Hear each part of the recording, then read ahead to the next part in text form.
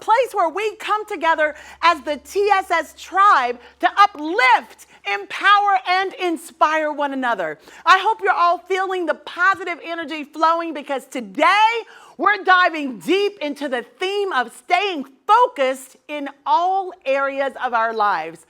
Before we dive in, yes, y'all make some noise for the ones keeping the groove grooving. My band for the culture.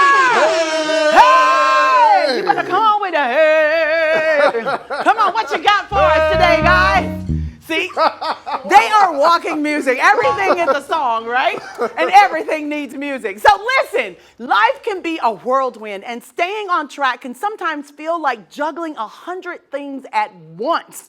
But remember, my dear tribe, each one of you possesses the incredible power to harness your focus and steer your life towards success, fulfillment, and happiness.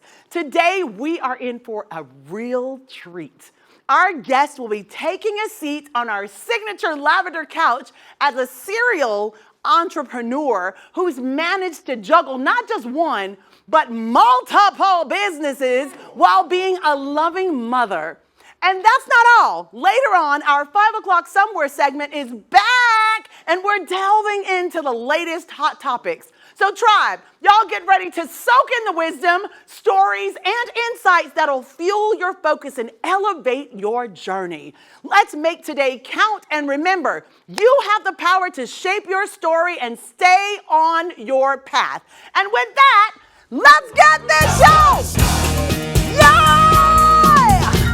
Let's get it started! Yeah! I love it. Listen, today, we have the privilege of welcoming a truly remarkable guest to the show.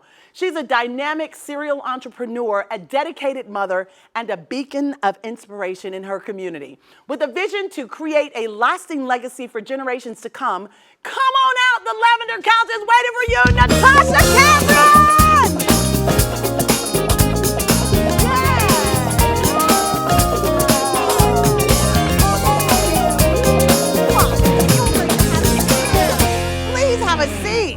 Lovely, you look fantastic. Thank you, you too. Thank you so much. This lovely nail polish. It's just popping. A little color. A little color. It never hurts. It's fabulous. Sunshine on your fingernails, Yes. at your fingertips. Yes. So over 2 decades ago, you had aspirations of becoming a youth probation officer.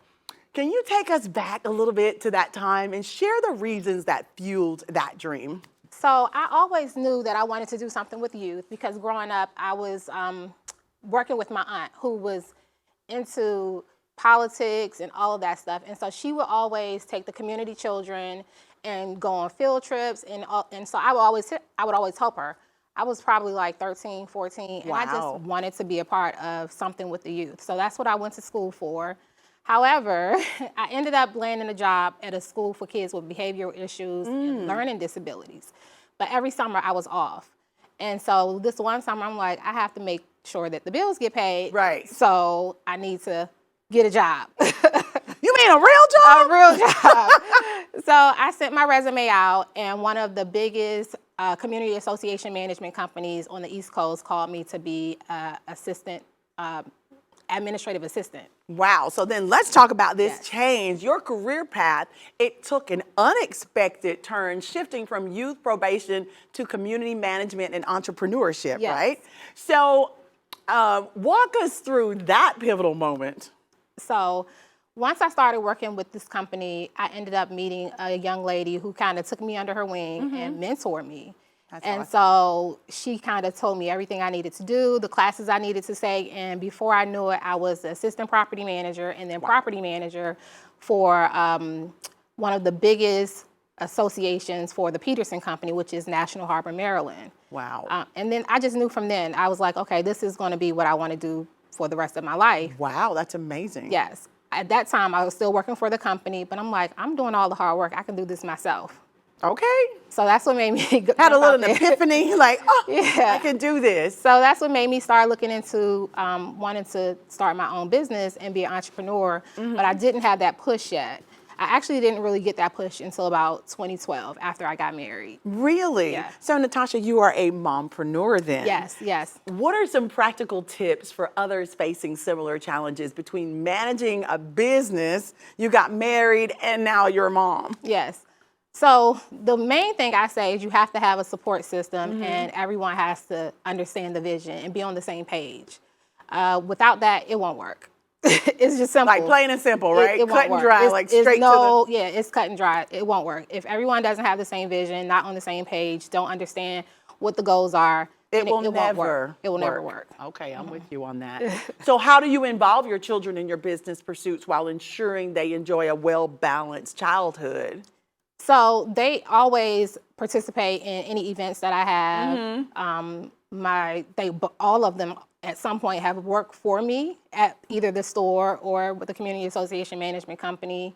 And then my daughter, who's the youngest, she's 7. Anytime I do events, especially if it's local, especially women empowerment events, I will always bring her with me so she can kind of see. She can see women that look like her or look like her mom. And just kind of get that information early. And it's so great to just have them right by your side as you're helping to teach them and integrate them into business, right? Absolutely. I had that same privilege with my children. I think it's a privilege to be able to take your children and they shadow you and do everything. So when I was out doing all of the concerts and traveling, my children went with me. And so instead of them just sitting on the sidelines or sitting by the sound engineer listening to the music, I put them to work. There was always something for them to do. I had merchandising to be sold. And I think all of those things that we teach them so young, it's so powerful as they're growing and then learning to find their own voice and create space for them in the economy. So just teaching them those basic little things meant everything. You're going to sell a CD, you have to learn how to talk to people. You need to know how to greet them.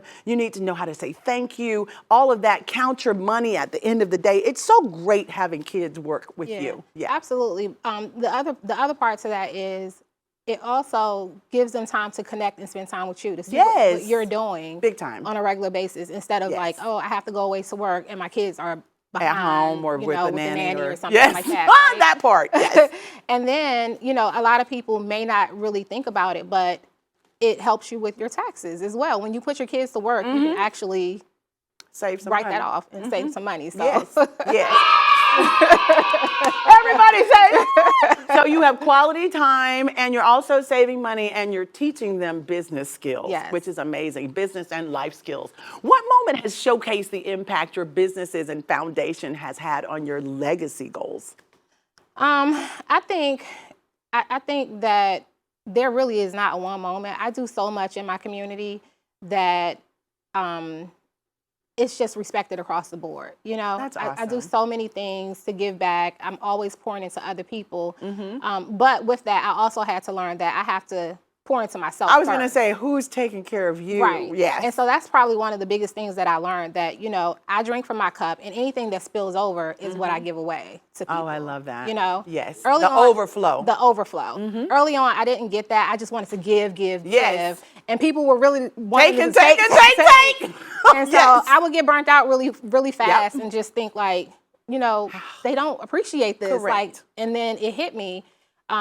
Especially over the last few years since COVID, I've really been focused on my relationship with God. He's been so good to me and my family and the success of my business. I'm like, I have to give him his time. Yes. And in that time of like really growing my relationship, he's kind of just showed me certain things, and that was one of them. Like, stop giving so much. To everybody. Right. Everybody that passed by. Right. You're just giving them just out everything. Of your cup Here, instead of the overflow from the saucer. Yeah. Yes, I get it. So it's hard trusting others with your business. How have you learned, Natasha, to trust and delegate tasks while not being fully present? Oh, that's been hard. That's been a hard one.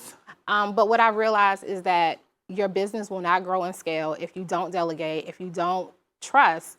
If you don't do that, you're going to be stuck because you're going to be the one doing everything. You're going to burn out, and you're not going to actually be able to run your business. Yes, you're too busy doing the administrative stuff that you hired someone else to do. Correct. And the other part of that is learning to, if it doesn't work, it just doesn't work. So you have to move on. Correct. You know? Knowing when to let it go. Knowing when to the let it song go. says, you gotta know when to hold them.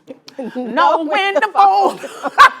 That part. Y'all ain't got no country for me. I did not know that song. Yes, you gotta know the part. It's country. I love it. They never know. It's like, we singing country today, guys. So, Natasha, tell us, how has that experience transformed your approach to entrusting tasks to others? So it doesn't take me long. I don't waste a lot of time anymore as far as if I, trust someone for a position and it's just not working out, I'm not giving them years and years and years to figure it out. I'm not doing that anymore. What needs to happen? They have to go. They have to part. go. It's just as simple as that. My goal really is to build a legacy for my children's children, and I can't do that holding someone else's hand. Correct.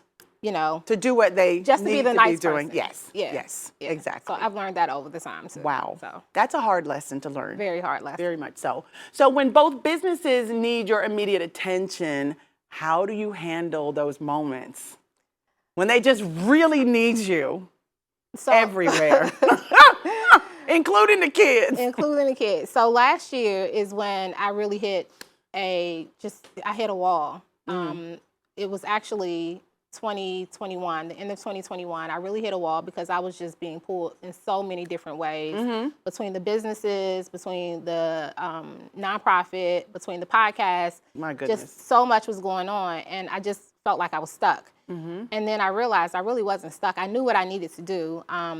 So I got a coach. So Awesome. My coach really kind of helped me pivot and let some stuff go. So it was time.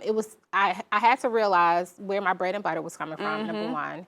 And then I also had to make tough decisions on how to let go of like the beauty supply store, but not let go of the brand. And so what I did was I kind of reinvented and pivoted that and decided to do beauty supply vending machines versus having an actual storefront. Instead of a brick and mortar. Yes, where That's I had brilliant. to oversee employees and things like that.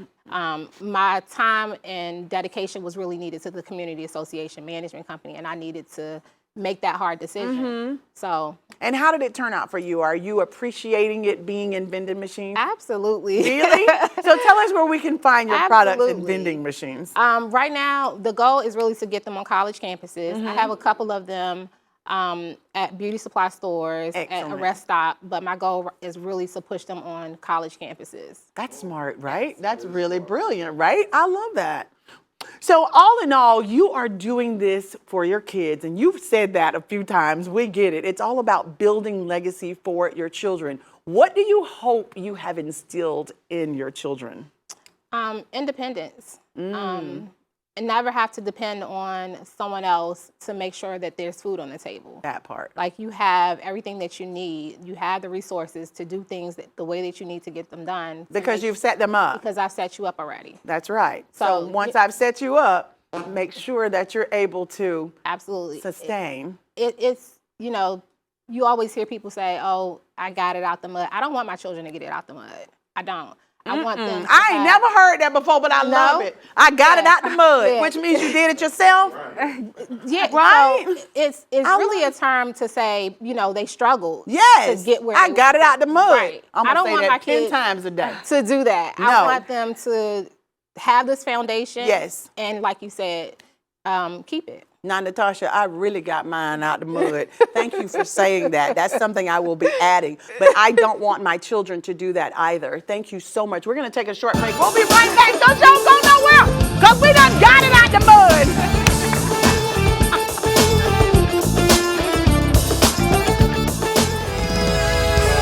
Yes! Hello, everyone. If you are at work, at home, y'all drop everything and tune in because it's time for the Sisaundra Show! Yeah. Listen, I'm just kidding. Don't y'all get fired. Don't drop everything at work. Listen, speaking of fired, y'all.